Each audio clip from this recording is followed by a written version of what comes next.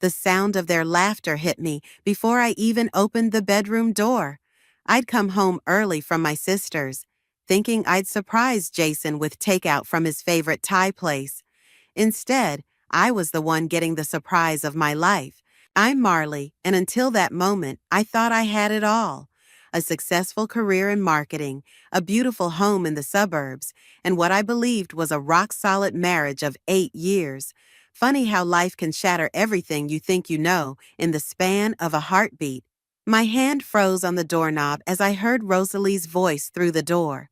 She has no idea, does she? God, we've been so careful.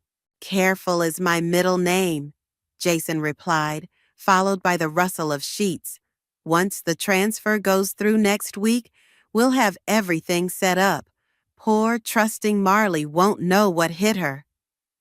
My stomach lurched, but I forced myself to stay silent, pressing my ear against the door.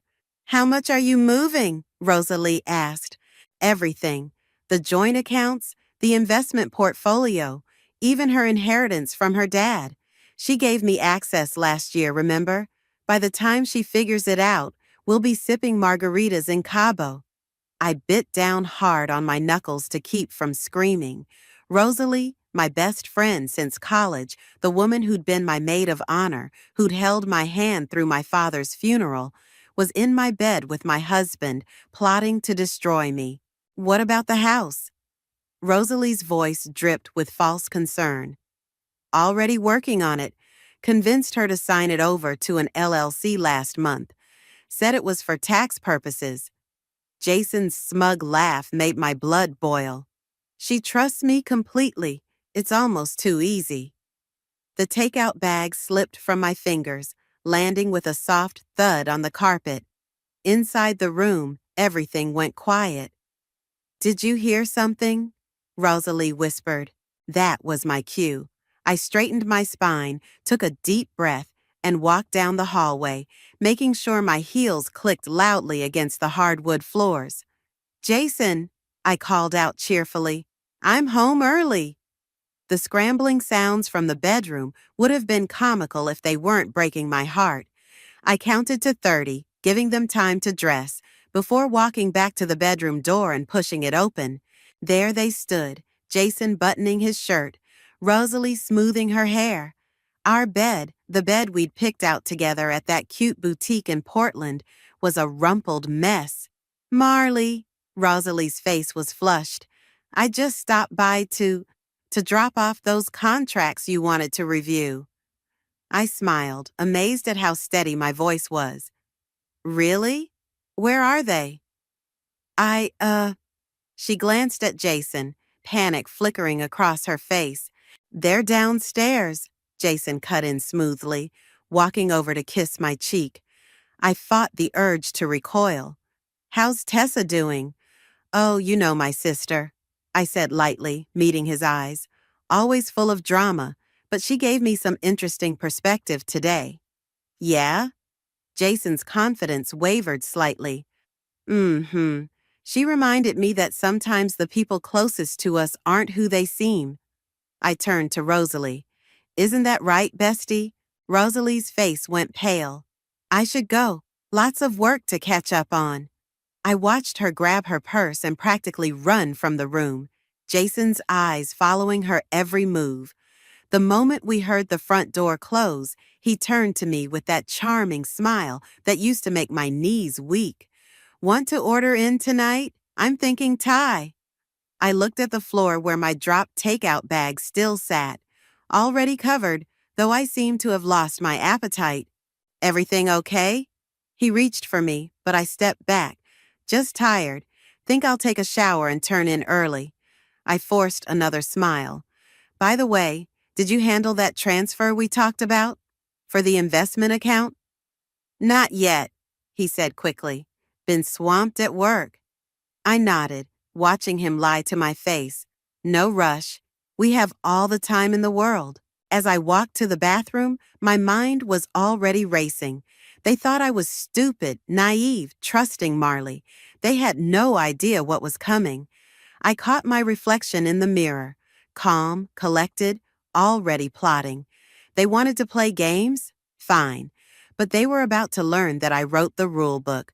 I turned on the shower to mask any sound and pulled out my phone. Tessa, remember that conversation we had about karma? I'm going to need your help with something. You're sure about this? Tessa whispered as we sat in her home office, hunched over her laptop. It was 7 a.m. and I'd made up an excuse about an early morning yoga class to Jason. Look at these emails. I pointed to the screen, my hand shaking slightly. They've been planning this for months. After discovering their betrayal 3 days ago, I'd been methodically gathering evidence. Jason's password had been our wedding date. So much for careful. His email account was a gold mine of deceit. That bastard, Tessa muttered, scrolling through messages between Jason and Rosalie. They were planning to leave next Thursday and take everything? Everything except what they don't know about. I pulled out my father's old leather journal. Dad always said to keep something for a rainy day. The account he left me in Switzerland? Jason has no idea it exists. The doorbell rang, making us both jump. Tessa checked her security camera feed. It's Aaron, I nodded. Jason's brother had reached out yesterday, saying he needed to talk. When he walked in, his face was grim. Marley, I can't keep quiet anymore. Aaron ran his hands through his hair. Jason's been sleeping with Rosalie? I finished for him. Planning to clean out our accounts? Aaron's jaw dropped. You know? Caught them in the act 3 days ago. I kept my voice steady. How long have you known? 2 months. He couldn't meet my eyes. I confronted him, told him to come clean. He swore he would, but then I saw them at the marina last weekend, looking at boats. Expensive boats. Tessa handed him a coffee. The marina? That's new information. I pulled out my phone, making notes. Aaron, I need to know everything, every detail you can remember. For the next hour, Aaron spilled everything he knew. The offshore accounts, the fake business Jason had set up, the property he'd bought in Rosalie's name, using our money. There's more, Aaron said quietly. Remember that charity gala you couldn't attend last month because you were sick? My stomach clenched. I had food poisoning. Could barely leave the bathroom. It wasn't food poisoning. I overheard them. They put something in your dinner that night. They needed you out of the way so they could meet with some lawyer. The coffee cup in my hand crashed to the floor. Tessa swore, jumping up to grab paper towels. They poisoned me? My voice came out as a whisper. Aaron reached for my hand. I should have told you sooner. I'm so sorry, Marley. I stood up, walking to Tessa's window. Outside, children were riding bikes, neighbors walking dogs. Normal life continuing while mine was in pieces. I need access to everything you have, I said, turning back to Aaron. Bank statements, property records, anything you can get your hands on. Already on it. He pulled out a USB drive. Downloaded these from his computer last night. He was too drunk at dinner to notice me slip away. Tessa plugged in the drive, and we spent the next hour documenting everything. By the time we finished, I had enough evidence to bury them both. What's your next move? Tessa asked. I checked my phone. 3 texts from Jason asking about dinner plans. One from Rosalie suggesting a girls' lunch tomorrow. First, I'm going to move everything I can to secure accounts. Then, I smiled, but there was no warmth in it. I'm going to play their game better than they ever could. I'm calling Mom, Tessa declared, already dialing. You need her lawyer friend's number. No, not yet. I held up my hand. They can't suspect anything. I need to be the same trusting, naive Marley they think I am. For now. My phone buzzed again. Jason. Missing you, babe. Early meeting tomorrow, but can't wait to see you tonight. Love you. I typed back, miss you too, making your favorite dinner. Aaron watched me, concern etched on his face. You're scary good at that. I learned from the best, didn't I? I showed them my banking app. Watch this. With a few taps, I transferred a significant sum from our joint account to a new one I'd set up yesterday. The transfer description read, Investment Portfolio Reallocation, exactly what Jason had been doing for weeks. He's been moving money in small amounts, I explained. Now I'm doing the same.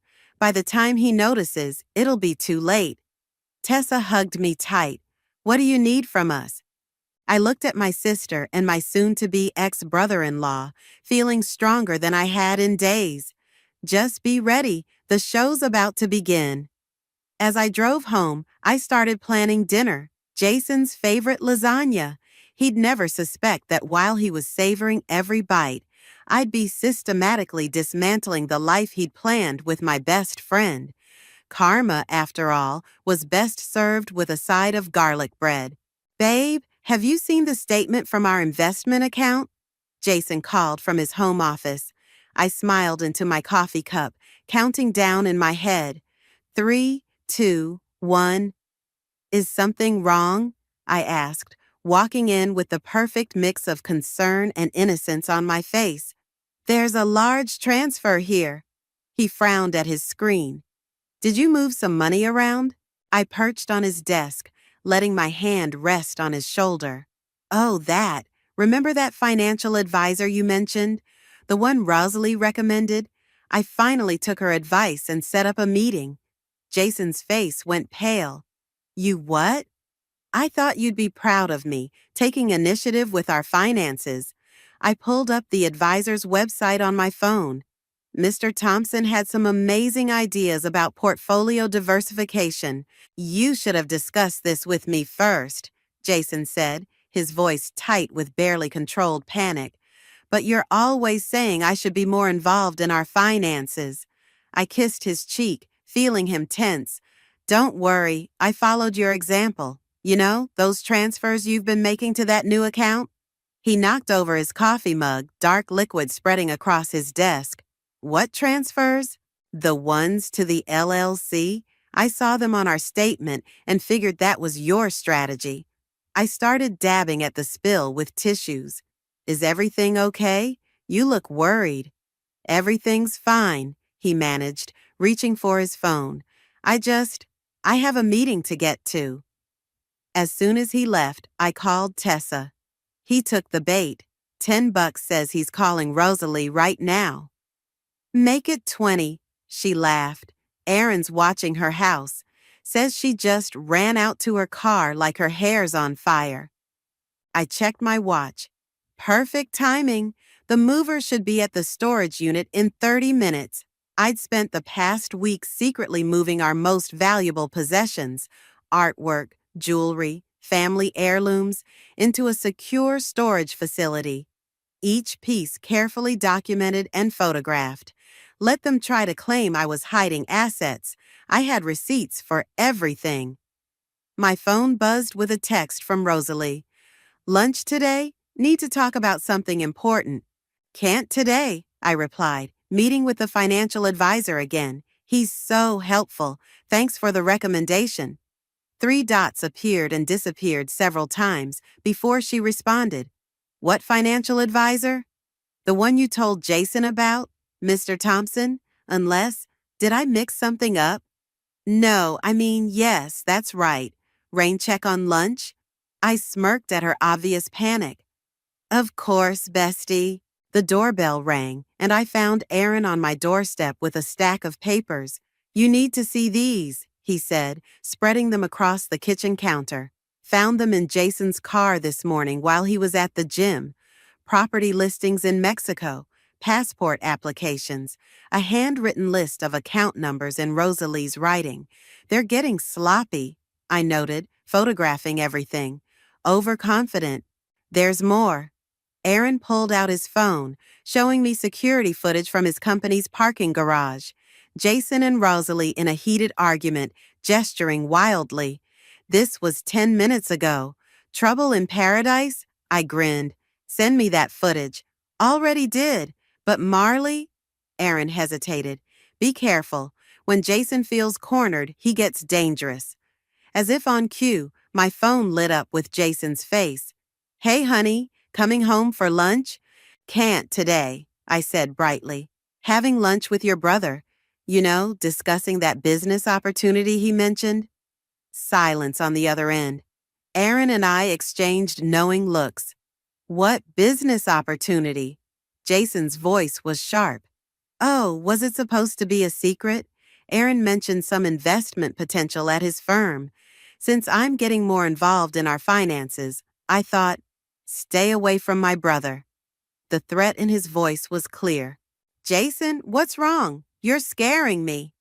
Just don't make any more financial decisions without consulting me first, okay? After hanging up, I turned to Aaron. He's starting to crack. You're enjoying this way too much, he observed. Enjoying watching the people I trusted most try to destroy me? I started gathering the papers. You bet I am. My phone buzzed again, an alert from my bank. Jason was attempting to access the account I'd transferred money to. Too bad he didn't know about the two-factor authentication I'd set up, or the fact that Mr. Thompson, the fictional financial advisor, was actually my mother's best friend's son, a forensic accountant who'd been documenting everything. Ready for phase 2? Aaron asked. I nodded, pulling out the divorce papers I'd had drawn up. Time to let them think they're winning. Call Rosalie. Tell her Jason's getting suspicious of me. Let's see how fast she throws him under the bus to save herself. As Aaron made the call, I studied my reflection in the window. The scared, trusting wife was gone. In her place stood someone stronger, someone who knew exactly how this game would end. And it wouldn't be pretty. You look like you haven't slept in days, Bowen said, sliding a coffee across his desk. As my mother's longtime friend and one of the city's top divorce attorneys, his office had become my sanctuary. That's because I haven't. I pulled out my laptop. Look what Rosalie sent me last night. The email was sickeningly sweet, warning me about suspicious activity she'd noticed in my accounts, offering to help me track down any unauthorized transactions. Bowen let out a low whistle. She's trying to cover her tracks. Classic move. That's not all. I played him the voicemail Jason had left, his voice thick with fake concern, suggesting we meet with his financial advisor to protect our assets. They're getting nervous, Bowen observed, making notes. The offshore account transfers kept bouncing back. Every single one. I couldn't help but smile. Turns out those anti-fraud measures I put in place last week are working perfectly. A knock at the door interrupted us. Tessa burst in, waving her phone. You're not going to believe this. Rosalie just called me. What did she want? To warn me about you. Tessa's voice dripped with sarcasm. Says she's worried about your mental health. Claims you've been making irrational financial decisions, that Jason's beside himself with worry. Let me guess. She suggested having me evaluated? My laugh was hollow. They're laying groundwork to claim I'm unstable. Already handled, Bowen interjected.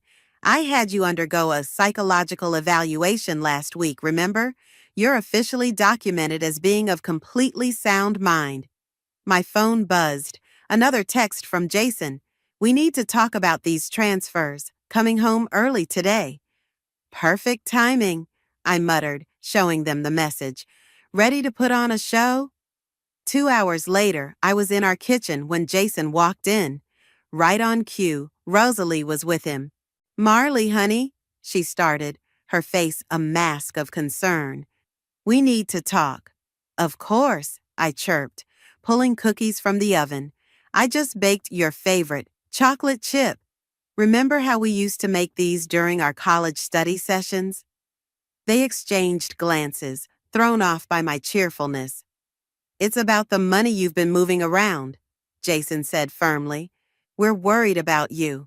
I set down the baking sheet with a clang. Worried? About me? That's so sweet. I turned to Rosalie.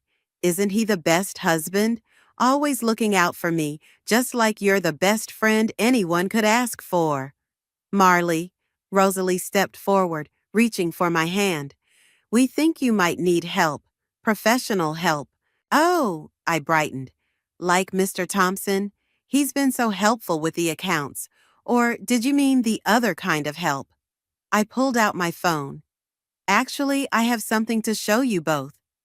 Their faces fell as I pulled up the psychological evaluation on my screen. "My lawyer suggested I get this done last week. Clean bill of mental health. Isn't that great news?"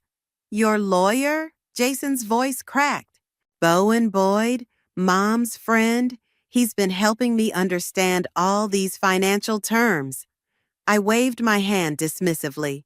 "You know how confused I get about money matters." The color drained from both their faces.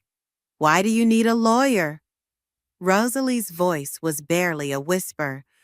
"Oh, just being careful, like you both taught me to be."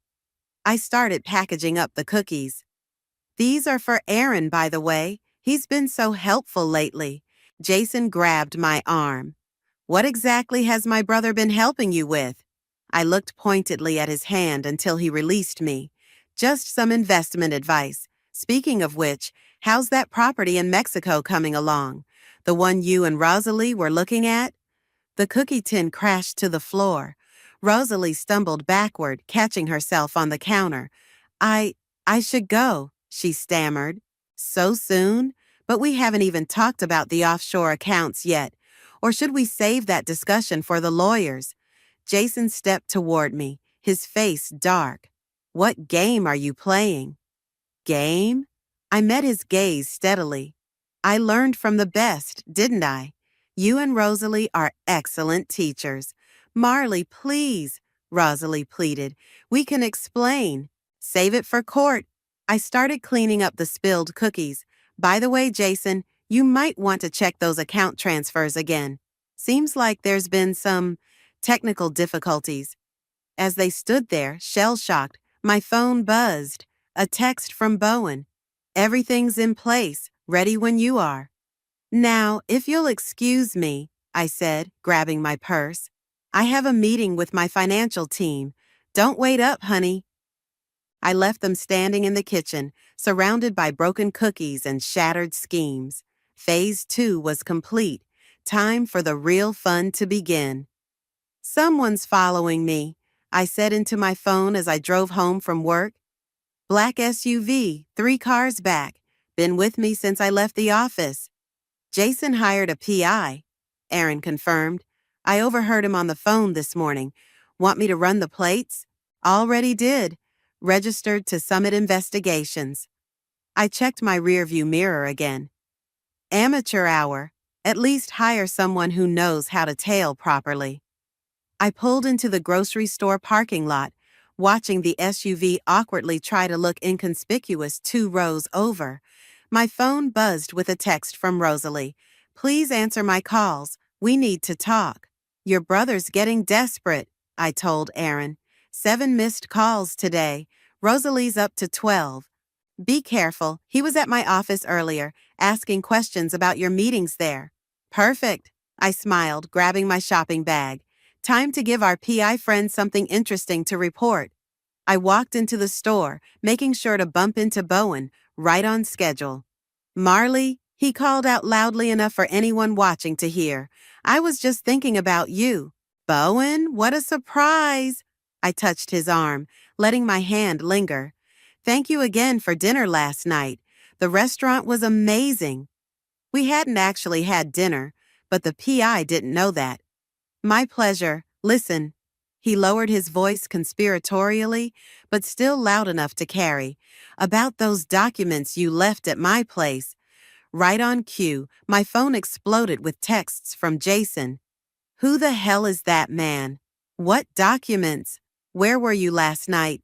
I ignored them all, continuing my performance with Bowen until I saw the PI frantically taking photos through the store window.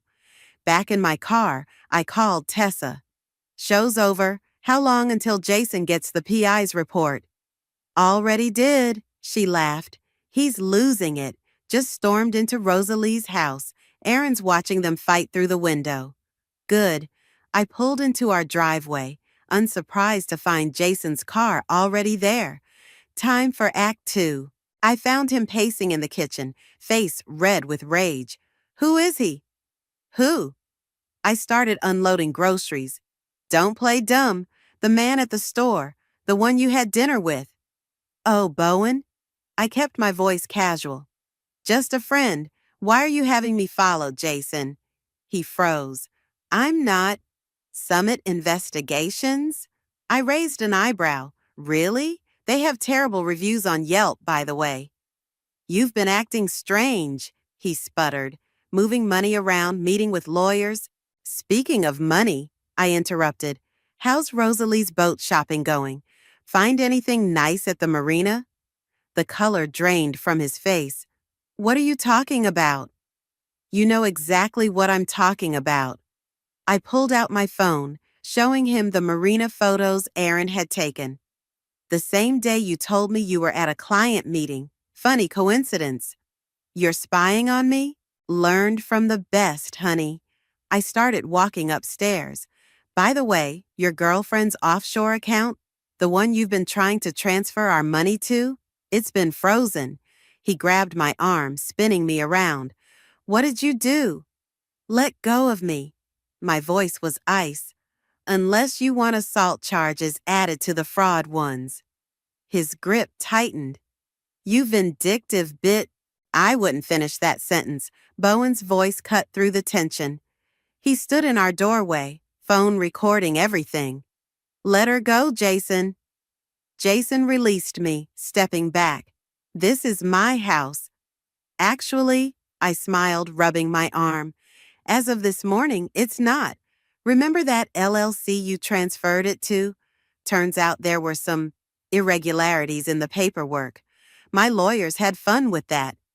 You can't do this, he whispered. I already did. I reached into my bag, pulling out a stack of papers. Divorce papers, bank statements, evidence of fraud, even a copy of that little poison incident at the charity gala. Aaron's been quite helpful. My own brother? His voice cracked. Karma's funny that way. I headed for the door. Oh, and Jason, the PI you hired, he works for me now. Those photos of you and Rosalie, just more evidence for the court. Where are you going? He called after me. To meet your brother and sister-in-law for dinner. The real estate agent will be here in 20 minutes to change the locks. Don't worry about packing. Most of your stuff is already in storage. I'm sure Rosalie has room for you. Although, I paused, checking my phone. Judging by her latest text, maybe not. I showed him the screen. A message from Rosalie saying she couldn't handle this anymore, that she was done with both of us. As I walked out, I heard him frantically dialing her number, but I already knew she wouldn't answer. She was too busy trying to access the frozen accounts, discovering that her carefully laid plans were crumbling around her. Ready for the final act? Bowen asked as we got into his car. I looked back at the house, at Jason's desperate figure through the window. Oh, we're just getting started. You did what? Rosalie's screech echoed through the conference room at Bowen's law office. She stared at the documents spread across the table, her perfectly manicured hands shaking. I think the technical term is reverse Uno card, I said calmly, watching her face contort with rage. Every transaction you and Jason made, I matched. Every account you tried to hide, I found. Every lie you told, I documented.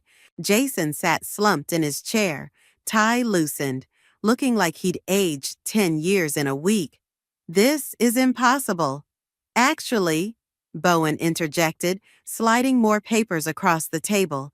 It was quite possible, and legal, unlike, say, attempting to poison your wife to prevent her from attending a meeting. That wasn't, Rosalie started. Save it. I cut her off. Aaron already provided his statement. The security footage from the restaurant kitchen is particularly interesting. You bitch, she spat. We were friends. Were we? I leaned forward. Because friends don't sleep with each other's husbands. Friends don't plot to steal inheritances, and friends definitely don't try to have each other committed to cover their tracks. Jason's head snapped up. That was your idea, he said to Rosalie. You said we needed to discredit her. Oh, now you want to play blame game? Rosalie turned on him. What about the boat you bought without telling me, or the money you kept for yourself? I sat back, watching them tear into each other. Tessa, who'd been quietly observing from the corner, caught my eye and smirked. If we could return to the matter at hand, Bowen interrupted their bickering. Marley has agreed to not press criminal charges. How generous, Rosalie sneered. If you both sign these papers immediately. He pushed forward 2 sets of documents. Full confession, complete separation of assets, and a non-disclosure agreement. Or what? Jason challenged. I pulled out my phone, pulling up a video. Or this goes to the board of your company, and the police, and every social media platform I can find. I pressed play, letting them hear their own voices plotting my financial ruin. You recorded us? Rosalie's voice was barely a whisper. No, you recorded yourselves. Remember that echo device in our bedroom, Jason? The one you got me for Christmas? Turns out it picks up everything, including conversations about poisoning your wife. The color drained from both their faces. You have 20 minutes to decide, Bowen stated. Sign or we proceed with criminal charges. You can't prove, Jason started. Actually, Aaron's voice came from the doorway as he walked in. We can. The restaurant's camera footage, bank records, witness statements, including mine. Sign the papers, Jason. It's over. Rosalie grabbed a pen first, her signature angry and sharp across the pages. I never should have trusted you, she spat at Jason. Feelings mutual, he muttered, reaching for the second pen. As they signed, I studied them both. These people who'd planned to destroy me, now destroying each other instead. One more thing, I said as they finished. Your jobs. They both looked up sharply. I didn't send anything to your employers, yet. But one wrong move, one attempt at retaliation. I let the threat hang in the air. You've ruined us enough, Rosalie said, standing up. I hope you're happy. Happy? I laughed. No, satisfied? Getting there. By the way, that apartment you bought with my money, the keys are with your doorman, along with copies of everything we discussed today, just in case you get any ideas. She stormed out, heels clicking angrily down the hallway. Jason remained seated, staring at his hands. I did love you once. No, you loved what I could give you. There's a difference. I stood up, gathering my papers. The house is sold, by the way. Closed this morning. Your things are in storage. Aaron has the key. Where will I go? Not my problem anymore. I turned to leave, then paused. Oh, and that promotion you were up for? The board meeting's tomorrow. Shame about that anonymous email they'll receive tonight. His face crumpled as the full weight of his actions finally hit him. Outside the office, Tessa hugged me tight. You okay? Better than okay. I watched through the window as Jason buried his face in his hands. Think they've learned their lesson? If not, we have plenty more evidence, Aaron said, patting his briefcase. Speaking of evidence, Bowen joined us. Dinner to celebrate? I know a great place that doesn't serve poisoned food. I laughed, feeling lighter than I had in weeks. Lead the way, but first, I pulled out my phone, opening my banking app. Time to close some accounts. As we walked out, I heard Jason's muffled sobs through the conference room door. Once that sound would have broken my heart. Now it just confirmed what I already knew. Karma had finally come calling, and she was serving exactly what they deserved. Your house is empty, Rosalie said, standing on my front porch a week later. She looked terrible. Designer clothes replaced by wrinkled jeans, perfect makeup gone, dark circles under her eyes. Not my house anymore, I replied, continuing to load boxes into my car. Sold for well above asking price, actually. Amazing what properties can go for when they're not tied up in fraudulent LLCs. I lost everything, she whispered. My job, my reputation, my savings. Funny how karma works. I closed my trunk. Did you really think you'd get away with it? Jason, she started, got what he deserved? I finished for her. I heard he's living in a motel since you kicked him out. The board meeting went exactly as expected. She wrapped her arms around herself. He lied to me too, you know. Said there was more money, other accounts. There were, but they weren't his to promise you. I checked my watch. If you're here for sympathy, you're wasting your time. I'm here to apologize. I laughed, the sound sharp and bitter. 8 years of friendship. You were my maid of honor. You held my hand at my father's funeral. And the whole time you were planning this? Not the whole time, she protested weakly. It started last year when Jason— Stop. I held up my hand. I don't care when it started. I care that it happened at all. A car pulled into the driveway. Aaron and Tessa, right on schedule. Ready to go? Tessa called out, then spotted Rosalie. Oh, hell no. I'm leaving, Rosalie said quickly, backing away. I needed you to know I'm sorry. Sorry you did it, or sorry you got caught? Aaron asked coldly. She flinched. Both, I guess. She reached into her purse, pulling out an envelope. These are the rest of the account numbers, the ones Jason didn't know about. I transferred everything back. I took the envelope without opening it. Goodbye, Rosalie. We watched her walk away, shoulders hunched, nothing left of the confident woman who'd once been my best friend. You okay? Tessa squeezed my hand. Better than okay. I handed her the envelope. Add these to the evidence file, just in case. Aaron started loading the last few boxes. Jason called again this morning, begging for another chance. Let me guess, he's sorry, he'll change. He never meant to hurt me? Actually, Aaron grinned, he wanted to know if you'd testify on his behalf. Seems he's trying to pin everything on Rosalie. Wow. I shook my head.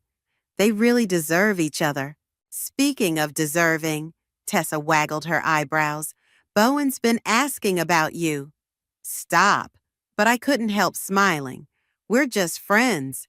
Friends who've had dinner 3 times this week? Before I could respond, another car pulled up. Jason stepped out, looking as rough as Rosalie had.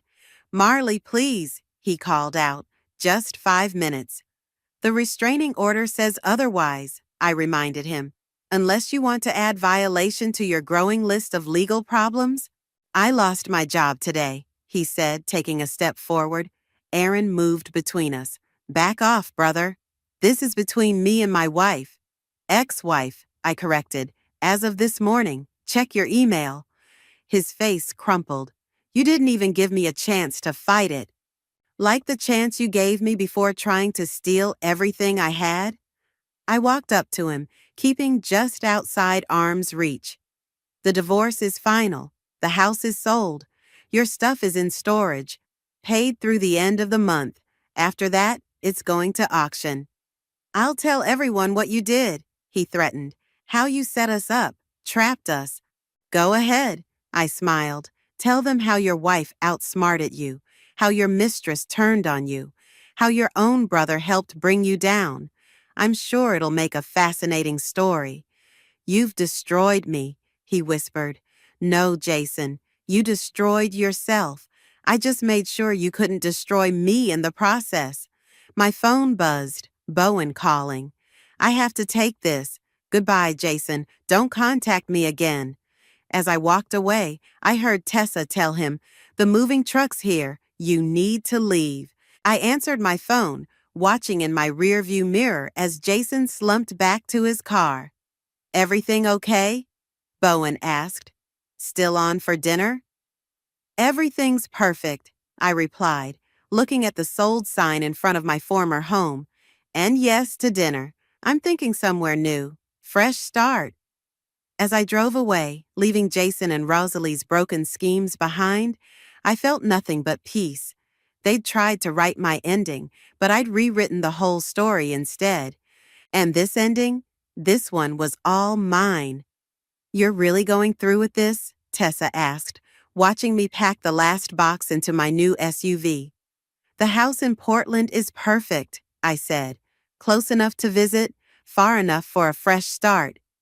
I checked my phone, smiling at Bowen's message about dinner plans. Speaking of fresh starts, Tessa nodded toward my driveway, where Aaron was pulling up with unexpected news written all over his face.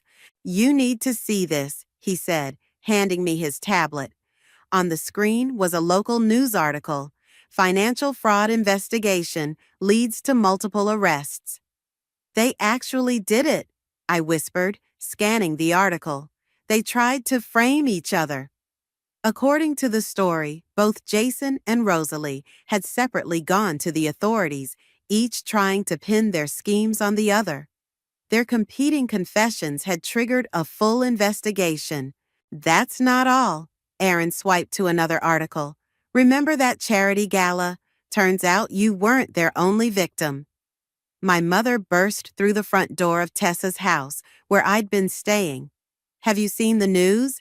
They're saying 3 other women were poisoned at different events. I know, Mom. I handed her the tablet. Aaron just showed me. The detective wants to talk to you again, she said. They're building a bigger case now. My phone buzzed. An unknown number. Speaking of, Mrs. Webb? A familiar voice said when I answered. Detective Roberts here. We've had some interesting developments. I saw the news, I replied, putting the phone on speaker. How can I help? We need your evidence files, all of them. Seems your documentation could help prove a pattern of behavior. I caught Aaron's eye. Send everything, I mouthed. He nodded, already pulling out his laptop. You'll have everything within the hour, I told the detective. Any chance of real jail time? With multiple victims coming forward, absolutely. The DA's particularly interested in the poisoning angle. After hanging up, I sat heavily on Tessa's porch steps. I never wanted them in jail. I just wanted them to face consequences. They made their choices, Mom said firmly. Actions have consequences. My phone buzzed again. Bowen this time. You okay? Saw the news? Better than okay, I replied. Dinner still on? Actually, he said, I was thinking, Portland has some amazing restaurants. I smiled. Are you inviting yourself on my fresh start? My firm has an office there. Been thinking about transferring anyway. Tessa made exaggerated kissing noises in the background. I swatted at her, trying not to laugh. I'd like that, I told Bowen. The company would be nice. Mom cleared her throat. Speaking of company, she pointed down the street where a familiar figure was approaching. Rosalie in handcuffs, escorted by 2 officers. They were going house to house, apparently investigating the other poisoning cases. Don't, Aaron said as I stood. You don't owe her anything. I know. I walked down to the sidewalk anyway. But I want to see this. Rosalie looked even worse than before. Her eyes met mine, and for a moment, I saw a flicker of the friend she used to be. They're investigating the Mitchell woman's case, she said quietly. The one from the summer fundraiser. I nodded. I remember, she nearly died. That was Jason's idea. Her voice cracked. He said we needed practice. Practice? The word tasted bitter. We were friends, Rosalie. Family. I know. She looked down at her cuffed hands. Greed makes monsters of us all. No, I corrected her. Choices make monsters. You chose this. The officers gently pulled her away. I watched them lead her to their car, remembering all the times we'd laughed together, shared secrets, supported each other through hard times. You did the right thing, Mom said, joining me on the sidewalk. All of it. Did I? I turned to her. Sometimes revenge feels an awful lot like justice. Sometimes they're the same thing. She hugged me tight. Now, about this Bowen situation. I laughed, the sound lighter than it had been in months. Let me at least get to Portland first. Fine, fine, she smiled. But I expect regular updates. My phone buzzed one last time. A text from Aaron. Jason had also been arrested, caught trying to flee the state. Ready to go? Tessa asked, dangling my new house keys. I looked around at my family, the real one, the one that had stood by me through everything, at the news vans starting to gather, hungry for the story of betrayal and justice, at my packed car, ready for whatever came next. More than ready, I said, though I think this story's just beginning. The best ones always are, Mom said, kissing my cheek. The best ones always are.